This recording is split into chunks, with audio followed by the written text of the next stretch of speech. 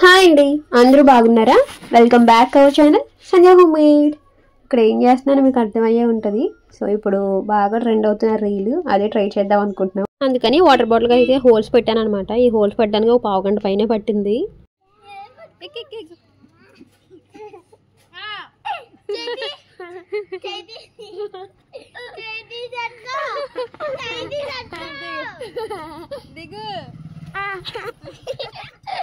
ఇక్కడ మా ఆద్య చేస్తానని చెప్పింది అనమాట. సో అందుకని చెప్పి వాళ్ళ అన్నయ్యని ఎత్తుకోమన్నాను. వాడు బాగానే ఎత్తుకున్నాడు, మేకపిల్ల ఎక్కించుకున్నాడు. కానీ ఆద్యకి చెయ్యి వదిలితే పడిపోద్దని భయం అనమాట. సో అందుకని చెప్పి చెయ్యి వదలట్లేదు. దానికి ఏవో తిప్పలు పడి రీల్ అయితే చేసాంలేండి, షార్ట్స్లో పోస్ట్ చేశాను చూడండి. భరత్ అయితే బాగా చేశాడు మా ఇద్దరికంటే. సో పర్ఫెక్ట్గా చేశాడు అనమాట. సో మొత్తానికి పోస్ట్ చేశాను చూడండి, ఎలా అనిపించిందో కమెంట్స్లో షేర్ చేయండి. ఇంకా బ్రేక్ఫాస్ట్కి అయితే ఈరోజు నిన్న ఏమీ నానబెట్టలేదండి పప్పులు. సో అందుకని చెప్పి ఇన్స్టెంట్గా చేసుకున్న బ్రేక్ఫాస్ట్ ఒకటి షేర్ చేస్తున్నాను. ఫస్ట్ అయితే ఒక కప్పు వరకు శనగపిండి తీసుకోండి. కప్పుకి కొంచెం తక్కువే తీసుకున్నానులేండి నేను, నా దగ్గర అదే ఉందన్నమాట.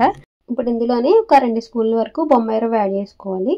అలాగే ఒక 2 స్పూన్ల వరకు గోధుమ పిండి యాడ్ చేసుకోవాలి. తర్వాత ఒక 1/2 స్పూన్ వరకు కారం, ఒక 1/2 స్పూన్ వరకు పసుపు, టేస్ట్కి సరిపడా సాల్ట్ కూడా యాడ్ చేసుకొని ఒక చిన్న గ్లాస్లో పెరుగు యాడ్ చేశానండి. ఇక్కడ మంచి కలర్ కోసం అయితే యాడ్ చేశాను అనమాట, కారం ఇంకా పసుపు. అవసరం లేదనుకుంటే స్కిప్ చేసేయచ్చు. కొంచెం కొంచెంగా వాటర్ యాడ్ చేసుకుంటూ కన్సిస్టెన్సీని అడ్జస్ట్ చేసుకోవాలి. ఇక్కడ విస్కర్తో అయితే మనకి లంప్స్ లేకుండా వస్తాయి. జనరల్గా శనగపిండి వేసాం కదా, ఉండలు కడుతూ ఉంటుంది అనమాట. సో ఉండలు లేకుండా సాఫ్ట్గా మిక్స్ చేసుకోవాలి. ఇంతకుముందు ఒకసారి కూడా షేర్ చేశాను బేసిన్ దోశ, కాకపోతే అది చాలా సాఫ్ట్గా ఉంటుంది, ఇది కొంచెం క్రిస్పీగా ఉంటుంది అనమాట. సో అలాగే చేసుకోవచ్చు, ఇలా చేసుకోవచ్చు, ఎలా చేసుకున్న టేస్ట్ అయితే బాగుంటుంది. వాటర్ అయితే ఒక గ్లాస్ వరకు పట్టాయి నాకైతే. శనగపిండి చిక్కపడుతూ ఉంటుంది కదా, సో కన్సిస్టెన్సీ చూసుకొని అడ్జస్ట్ చేసుకోవాలి. బాగా పలచనైనా దోశ సరిగా రాదనమాట. సో ఈ కన్సిస్టెన్సీ ఉంటే సరిపోతుంది మనకు దోశ పిండిలాగా. ఇప్పుడు మూత పెట్టేసుకొని ఒక 10 మినిట్స్ అయితే పక్కన పెట్టుకోవాలి. తర్వాత కన్సిస్టెన్సీ చూసుకొని కావాలంటే ఇంకొంచెం వాటర్ యాడ్ చేసుకోవచ్చు. సరే కదా, ఇంకొంచెం థిక్గా ఉంది, కావాలంటే ఇంకొంచెం యాడ్ చేసుకొని మిక్స్ చేసుకోవచ్చు. ఇప్పుడు ఇందులోనే మనం ఇన్స్టెంట్గా వేసుకుంటున్నాం కాబట్టి కొంచెం వంట సోడా యాడ్ చేసుకోవాలండి. ఒక 1/2 స్పూన్ యాడ్ చేస్తే సరిపోతుంది. ఇప్పుడు మొత్తం అంతా కలిసి అలా మిక్స్ చేసేసుకొని మనకి దోశ కన్సిస్టెన్సీ వచ్చింది కదా బ్యాటర్. సో ఈ కన్సిస్టెన్సీ ఉన్నప్పుడు స్టవ్ మీద ప్యాన్ పెట్టేసుకొని ప్యాన్ బాగా హీట్ అయిన తర్వాత దోశలా వేసేసుకోవడమే. మనకి కావాల్సినంత పలుచగా వేసుకోవచ్చు అండి. నేనైతే థ్రెడ్ చేసుకుంటున్నాను, సేమ్ దోశలాగే వేసుకోవచ్చు. మీడియం ఫ్లేమ్లో పెట్టుకొని వేసుకోవాలండి. శనగపిండి ఉత్తినే కొంచెం రంగు చేంజ్ అయిపోతుంది అనమాట. అలాగే మనకి రవ్వ వేసాం కదా, మంచిగా క్రిస్పీగా వస్తుంది అనమాట దోశ అయితే. గోధుమ పిండి యాడ్ చేసాం కాబట్టి బైండింగ్కి బాగుంటుంది. సో అందుకని ఇవన్నీ యాడ్ చేసుకొని మనం బ్రేక్ఫాస్ట్కి కానీ ఈవినింగ్ స్నాక్ కానీ వేసుకోవచ్చు, బాగుంటుంది టేస్ట్ అయితే. మనం కారం వేసాం కదండి, అందుకని మంచి కలర్ వస్తుంది. దోశ కూడా చాలా క్రిస్పీగా ఉంది. సో 2 వైపులా తిప్పుకుంటూ కాల్చుకుంటేనే టేస్ట్ బాగుంటుంది అనమాట, లేదంటే పచ్చి పచ్చిగా ఉంటుంది. సో దోశ అయితే రెడీ అయిపోయింది, టేస్ట్ కూడా అంతే బాగుంది. ఇంకా దోశ వేసేసి ఒక పక్కన చట్నీకి ఫ్రై చేసుకున్నాను అనమాట. పల్లీలు, పచ్చిమిరపకాయలు, అలాగే పల్లీలు వేగిపోయిన తర్వాత కొంచెం పుట్నాల పప్పు కూడా వేసేసి కొబ్బరి వేసుకొని గ్రైండ్ చేసేసుకున్నాను. పల్లీ చట్నీ బాగుంటుంది కాంబినేషన్ దీంట్లోకి.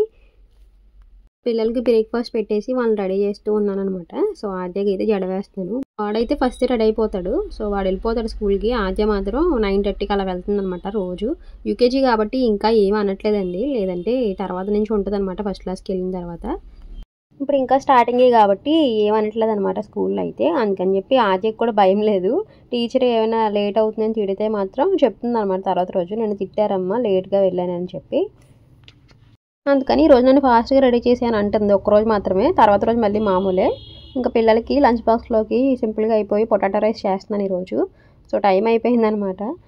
ఒక్కొక్కసారి ఎందుకో ఎంత ఎర్లీగా లేచినా పిల్లలతో పని అవ్వట్లేదండి. వాళ్ళని రెడీ చేసి లంచ్ ఇవన్నీ ప్రిపేర్ చేయడం అవ్వట్లేదు అనమాట. సో అందుకని ఒక్కొక్కసారి లేట్ అవుతుంది. కానీ మాకు స్కూల్ కొంచెం దగ్గరేలేండి. అలా స్కూల్ దగ్గర అవ్వడం వల్ల ఒక ప్లస్ పాయింట్ అనమాట. కావాలంటే తర్వాత అయినా వెళ్ళి ఇచ్చేయచ్చు లంచ్ బాక్స్. నేను మ్యాక్సిమం మార్నింగే ప్రిపేర్ చేసేస్తాను. ఎప్పుడైనా ఇన్ కేస్ లేట్ అవుతుంది అని అనిపిస్తే మాత్రం పిల్లలు వెళ్ళిన తర్వాత అప్పుడు లంచ్ బాక్స్ తీసుకెళ్తాం అనమాట. లంచ్ టైంకి 12కి అలా లంచ్ బ్రేక్, ఈలోపే తీసుకెళ్ళి ఇచ్చేస్తాం అనమాట. బంగాళదుంపలు అయితే మరీ పెద్ద సైజు అలాగే మరీ చిన్న సైజు కాకుండా ఇలా మీడియం సైజ్ అయితే బాగుంటుంది, అందుకని చెప్పి మీడియం సైజులో కట్ చేసుకున్నాను. ఇంకా మధ్యలో అయితే అన్నం ఉడికిపోయింది అనమాట, అన్నం వార్చాలి. సో అందుకని చెప్పి బంగాళదుంపలు అయితే సాల్ట్ వేసేసి ఆ వాటర్లో వేసేస్తున్నాను.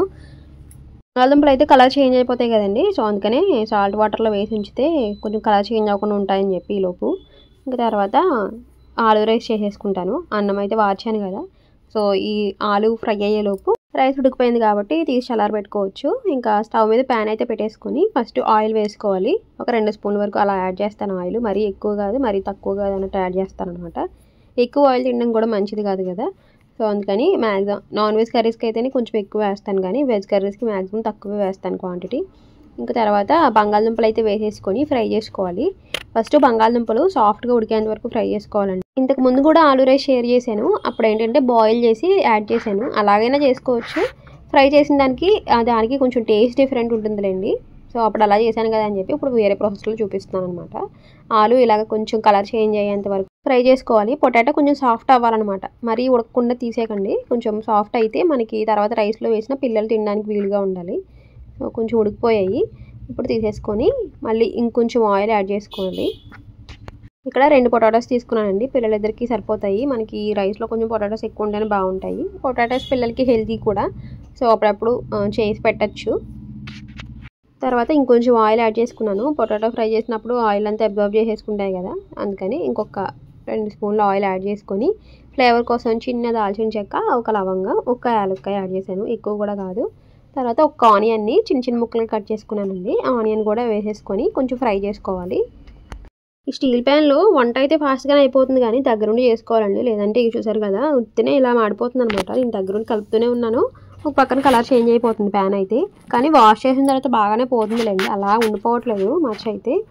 ఇంకా ఆనియన్స్ ఇలా ఫ్రై అయిన తర్వాత ఒక 1/2 స్పూను అల్లం వెల్లుల్లి పేస్ట్ యాడ్ చేశాను, మరీ ఎక్కువ కాదులేండి, పిల్లలు తినే కారాన్ని బట్టి యాడ్ చేసుకోవచ్చు.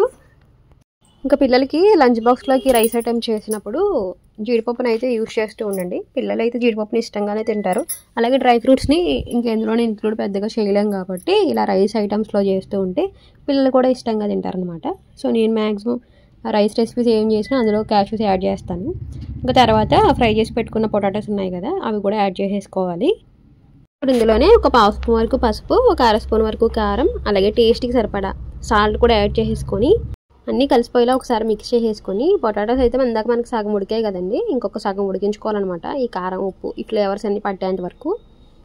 మీరు కావాలంటే మనం ఇక్కడ కారం వేసాం కదండి, ఆ ప్లేస్లో మిరియాల పొడి అన్న యూజ్ చేసుకోవచ్చు. మిరియాల పొడి కూడా చాలా మంచిది పిల్లలకి.